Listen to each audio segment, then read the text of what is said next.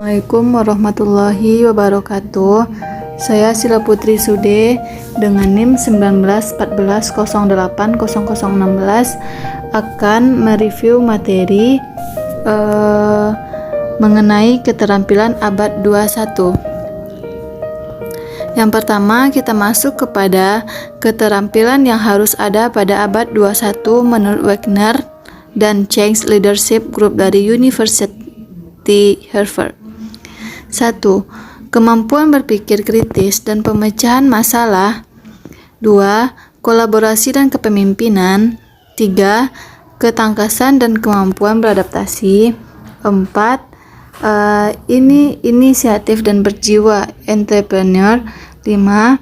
Mampu berkomunikasi efektif baik secara moral maupun tertulis. 6. Mampu mengakses dan menganalisis informasi. Dan 7. Memiliki rasa ingin tahu dan imajinasi. Pembelajaran pada abad 21. Identifikasi kompetensi siswa yang perlu dikembangkan merupakan hal-hal yang sangat penting untuk menghadapi abad ke-21.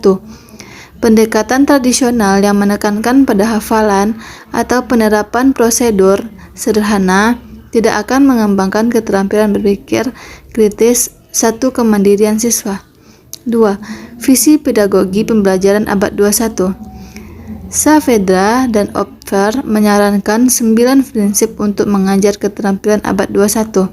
Yang pertama, membuat pembelajaran relevan dengan big picture.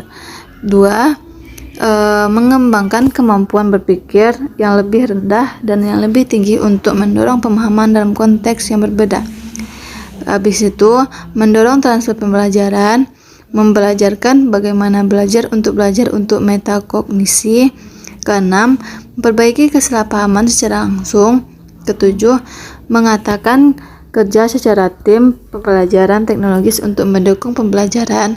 Dan terakhir, meningkatkan kreativitas siswa. Poin selanjutnya, keterampilan yang harus ada pada abad 21 menurut US Business Apollo Education Group.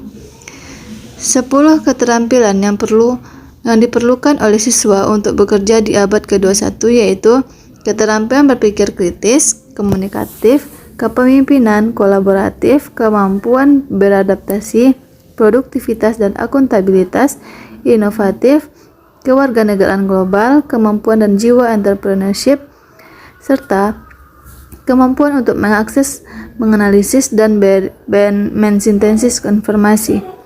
Poin selanjutnya, Delors Report 1996 dari International Commission on Education for the 21st Century mengajukan 4 visi pembelajaran, yaitu pengetahuan, pemahaman, dan kompetensi untuk hidup. Mengajukan 4 visi pembelajaran yaitu pengetahuan, pemahaman, kompetensi untuk hidup, dan kompetensi untuk bertindak. Selain visi tersebut juga dirumuskan 4 prinsip yang dikenal sebagai 4 pilar pendidikan, yaitu learn to know, learning to know, learning to do, learning to be, dan learning to live together. Learning to do.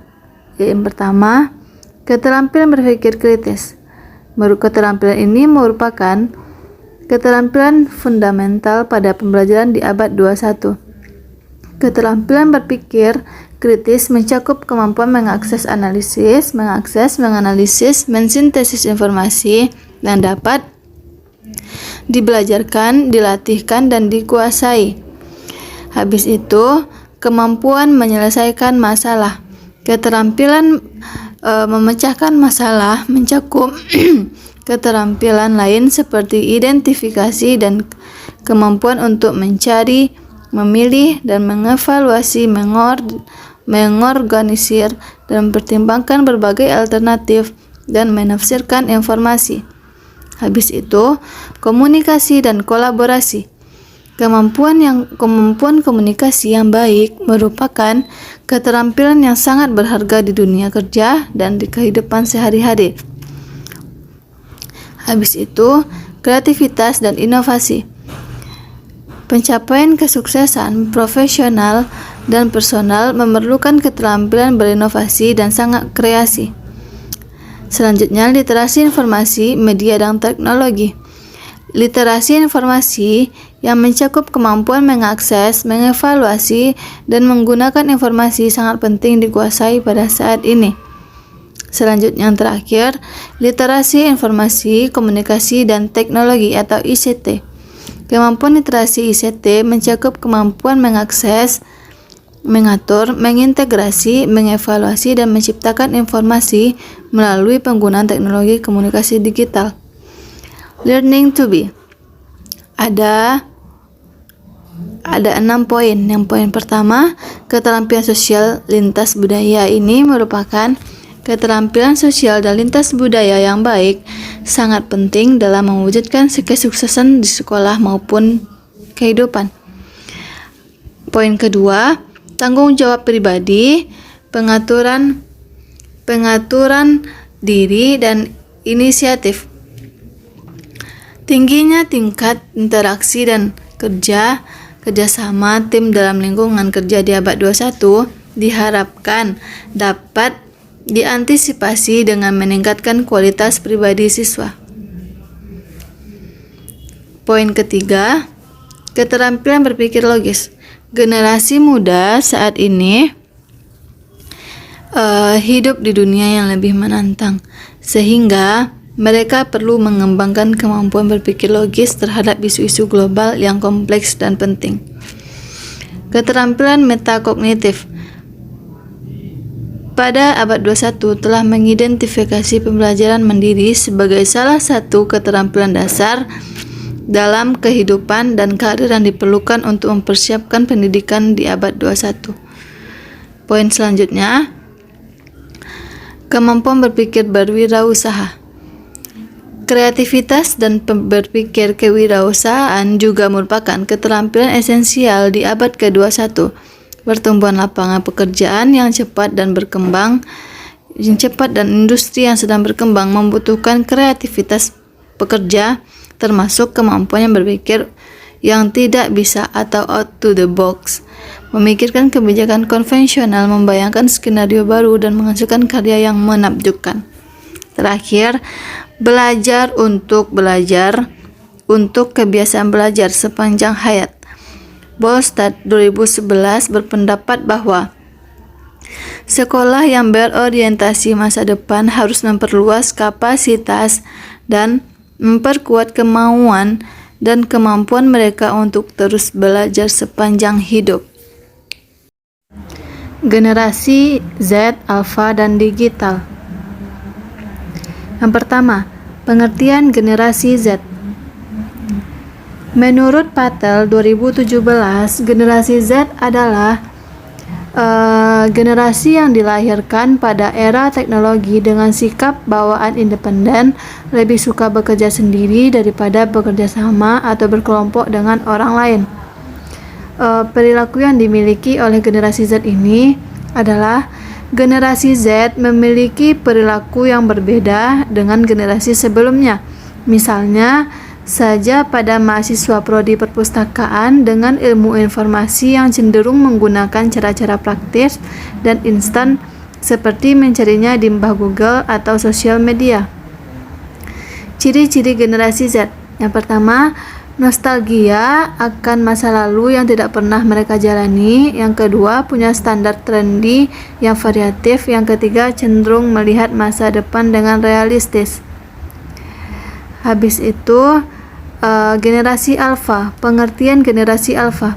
Generasi Alpha adalah generasi pertama yang lahir di dunia digital, generasi yang sudah sangat akrab dengan teknologi digital. Perilaku yang dimiliki yaitu generasi Alpha ini tidak terlalu kecanduan dengan teknologi, tidak seperti orang tua mereka atau generasi milenial yang sangat ketergantungan dengan teknologi digital.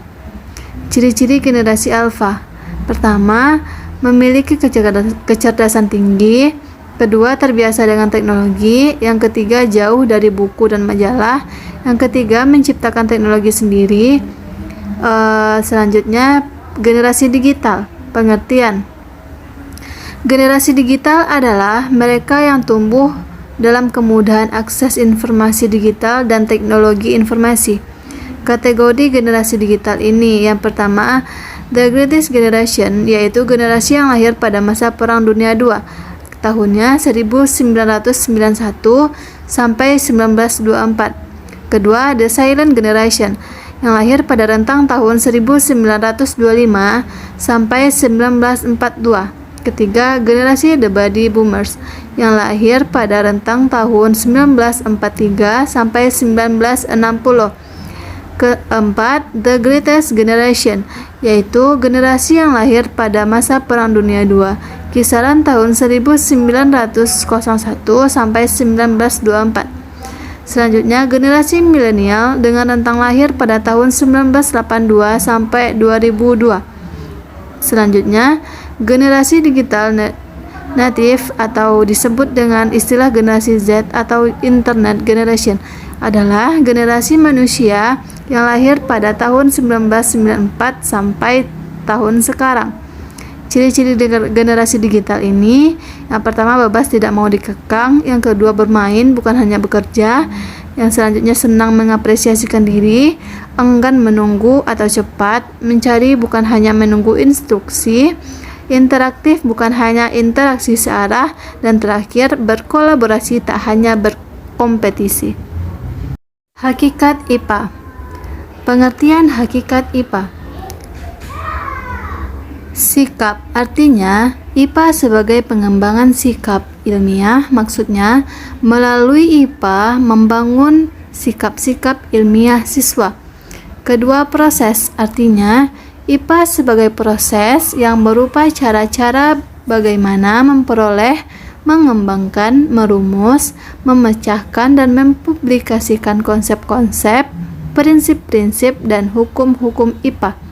Produk, artinya IPA sebagai produk atau hasil yang berupa konsep-konsep, prinsip-prinsip, dan hukum IPA. Jadi, pengertian hakikat IPA adalah merupakan makna alam dan berbagai fenomenanya atau perilaku atau karakteristik yang dikemas menjadi sekumpulan teori maupun konsep melalui serangkaian proses ilmiah yang dilakukan oleh manusia. IPA sebagai produk. Produk IPA adalah semua pengetahuan tentang gejala alam yang telah dikumpulkan melalui observasi. Jadi, dasar pembentukan produk IPA adalah data yang diperoleh melalui observasi.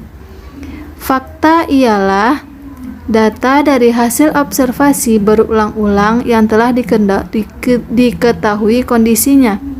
Konsep adalah ide atau gagasan yang digeneralisasikan atau diabstraksikan dari pengalaman, dari pengamatan sifat-sifat yang sama dari berbagai objek seperti besi, tembaga, perak, emas, dan lain.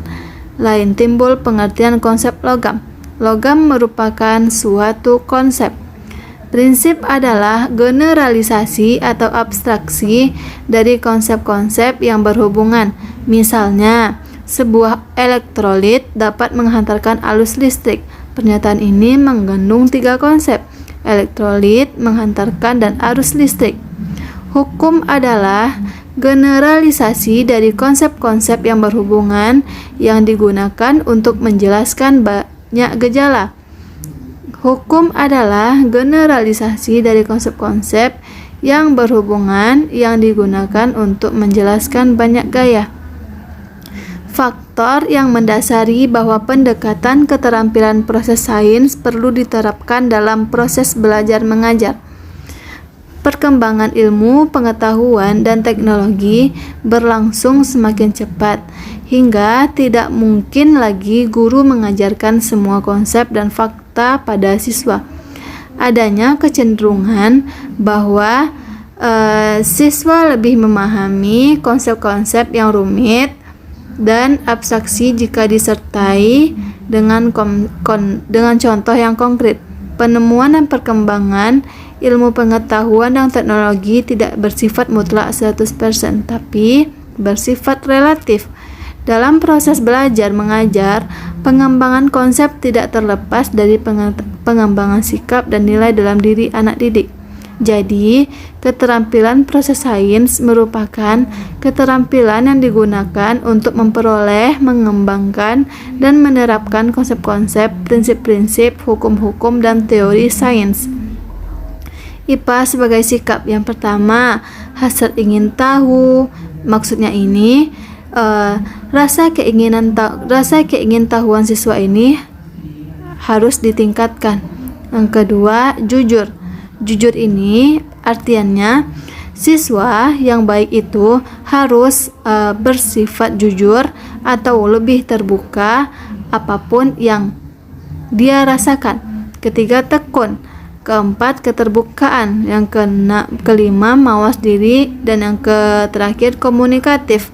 Komunikatif ini maksudnya adalah seorang siswa harus lebih meningkatkan komunikasi antara siswa dengan siswa, murid dengan murid, dan siswa dengan lingkungannya.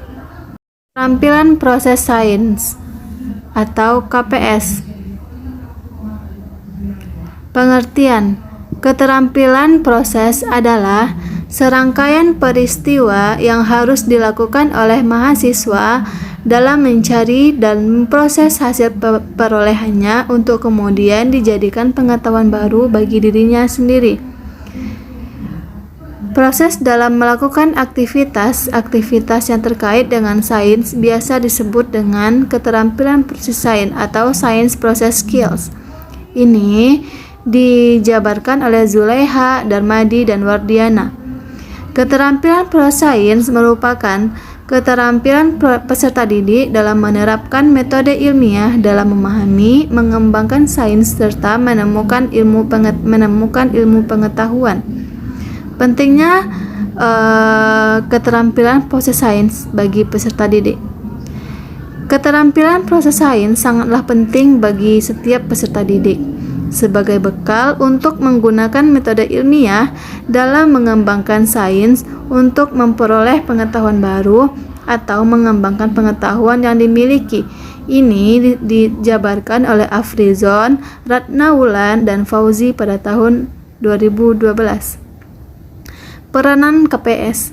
Peranan keterampilan proses sains yaitu peran pendekatan KPS dalam belajar mengajar sangat penting. Dengan keberhasilan belajar, melatih dan mengembangkan keterampilan proses sains pada mahasiswa akan sangat berguna bagi mahasiswa tidak hanya sebagai proses untuk membangun pengetahuan dalam pembelajaran umum. Penilaian pada keterampilan proses sains. Penilaian. Keterampilan proses sains merupakan penilaian yang memiliki banyak langkah yang memiliki banyak waktu dalam penggunaannya. Penilaian khusus yang digunakan pada pelaksanaan praktikum adalah pretest, post-test, dan nilai keseluruhan dari pelaksanaan praktikum. Literasi sains. Literasi sains terdiri dari kata yaitu literatus yang berarti meletak huruf dan sainstia yang diartikan memiliki pengetahuan. Literasi sains merupakan kemampuan menggunakan pengetahuan sains, mengidentifikasi pertanyaan, dan menarik kesimpulan berdasarkan bukti-bukti dalam rangka memahami serta membuat keputusan berkenaan dengan alam. Pokok dalam pengembangan literasi sains. Hal yang paling pokok dalam pengembangan literasi sains meliputi pengetahuan tentang sains, proses sains, pengembangan sikap ilmiah, dan pemahaman peserta didik terhadap sains. Ciri-ciri seorang memiliki literasi sains adalah, menurut Perjidia Toharudin et al., seseorang memiliki literasi sains ditandai dengan memiliki kemampuan untuk menyelesaikan masalah dengan menggunakan konsep-konsep sains. Pengertian literasi sains menurut PISA diartikan sebagai the capacity to use scientific knowledge to identify questions and to draw evidence-based conclusions in order to understand and help make decisions about the natural world and the change mode to it to human activity. Berdasarkan pemaparan tersebut, literasi sains dapat didefinisikan sebagai kemampuan menggunakan pengetahuan sains, mengidentifikasi sains, pertanyaan, dan menarik kesimpulan berdasarkan bukti-bukti dalam rangka memahami serta membuat keputusan berkenaan dengan alam dan perubahan yang dilakukan terhadap alam melalui aktivitas manusia. Pembelajaran literasi sains. Pengertian pembelajaran sains. Pembelajaran merupakan bagian terpenting dalam penentuan ketercapaian penguasaan literasi sains. Permendikbud RI nomor 41 2006 menjelaskan bahwa proses pembelajaran pada setiap satuan pendidikan dasar dan menengah harus interaktif, inspiratif, menyenangkan, dan memotivasi siswa untuk berpartisipasi aktif. Penilaian literasi sains. Penilaian literasi sains yaitu menilai pemahaman peserta didik terhadap konten sains, proses sains, dan konteks aplikasi sains. Media pembelajaran literasi sains. Media pembelajaran merupakan bagian yang tidak dapat terpisahkan dalam menciptakan keefektivitasan proses pembelajaran. Media pembelajaran selayaknya dipilih sesuai dengan tujuan pembelajaran, materi ajar, dan juga karakteristik peserta didik sebagai subjek pembelajaran. Program untuk menilai sistem pendidikan secara bersamaan di berbagai negara yang diselenggarakan oleh Organization for Economic Cooperative and Development. Tujuan PISA bertujuan mengevaluasi sistem pendidikan dari 72 negara di dunia. Kompeten PISA. Konten yaitu perubahan dan hubungan, ruang dan bentuk, bilangan, ketidakpastian, dan data. Konteksnya ada beberapa. Pertama, pribadi, kedua, pekerjaan, ketiga, umum, dan keempat, ilmiah. Prosesnya, yang pertama, mampu merumuskan masalah secara matematika. Yang kedua, mampu menggunakan konsep, fakta, prosedur, dan penalaran dalam matematika. Dan terakhir, menafsirkan, menerapkan, dan mengevaluasi hasil dari suatu proses matematika. Siswa yang dikaji oleh PISA. Siswa yang berumur sekitar 15 tahun atau sekitaran kelas 2 SMP. Literasi yang dikaji yaitu matematika, sains, dan bahasa. PJJ daring dan luring. Pengertian PJJ daring. Pengertian PJJ daring menurut Ivanova dan kawan-kawan pada tahun 2010, pembelajaran daring artinya adalah pembelajaran yang dilakukan secara online menggunakan aplikasi pembelajaran maupun jejaring sosial. Yang kedua, PJJ luring. Pengertian PJJ luring adalah pembelajaran dengan metode luring atau offline, merupakan pembelajaran yang dilakukan di luar secara tatap muka oleh guru dan peserta didik, namun dilakukan secara offline, yang berarti guru harus memberikan materi berupa tugas hard copy kepada peserta didik, kemudian dilakukan di luar sekolah. Prinsip pelaksanaan PJJ daring. Yang pertama, keselamatan dan kesehatan lahir batin peserta didik. Yang kedua, dapat difokuskan pada pendidikan kecakapan hidup mengenai pandemi COVID-19. Prinsip pelaksanaan PJJ luring. Yang pertama, memastikan kompetensi pembelajaran ingin dicapai, tidak memaksakan penuntasan kurikulum dan fokus pada pendidikan kecakapan hidup. Kedua, menyiapkan materi dengan pembelajaran dengan fokus materi. International Mathematics and Science Study atau TIMSS. Pengertian. TIMSS merupakan evaluasi berskala internasional yang paling mutakhir yang diselenggarakan di 50 negara untuk mengukur kemajuan dalam pembelajaran matematika dan ilmu pengetahuan alam atau IPA. TIMSS adalah studi internasional tentang kecenderungan atau arah dan perkembangan matematika dan sains. Tujuan TIMSS. Secara umum, TIMSS bertujuan memantau hasil sistem pendidikan yang berkaitan dengan pencapaian belajar siswa dalam bidang matematika dan sains. Kemampuan yang diukur dalam TIMSS ini adalah kemampuan pengetahuan dan keterampilan dalam dua mata pelajaran, yaitu Mathematics and Science. Bentuk-bentuk soal dalam TIMSS. Pilihan ganda dengan 4 atau pilihan jawaban, isian singkat, dan uraian. Selanjutnya, solusi rendahnya Indonesia di TIMSS. Pertama, lingkungan keluarga siswa dan sikapnya terhadap matematika. Memiliki kemampuan matematika yang tinggi daripada siswa yang memiliki sumber atau fasilitas kurang. Pada umumnya, siswa yang bersikap positif terhadap matematika di setiap negara, siswa yang memiliki konsep diri tinggi dalam matematika berkorelasi dengan rata-rata kemampuan yang tinggi dan prestasi yang baik. Kedua, kurikulum. Indonesia harus memiliki kurikulum nasional sebagai acuan pendidikan. Penggunaan sistem tes dan asesmen untuk menyokong implementasi kurikulum, pengembangan kurikulum, dan keperluan politik makers. Ketiga, konteks dan praktek pembelajaran. Pembelajaran di sekolah hendaknya lebih bermakna. Guru-guru mempersiapkan pembelajaran dengan persiapan yang optimal dan melakukan pembelajaran dengan menggunakan strategi metode yang melibatkan siswa, sehingga dapat membantu siswa dalam memahami konten atau konsep yang jelas. Terakhir, faktor sekolah. Faktor sekolah ini sangat mempengaruhi. Pada umumnya, siswa di sekolah hanya dengan fasilitas belajar yang baik memiliki kemampuan rata-rata yang baik pula dibanding dengan sekolah dengan fasilitas yang kurang.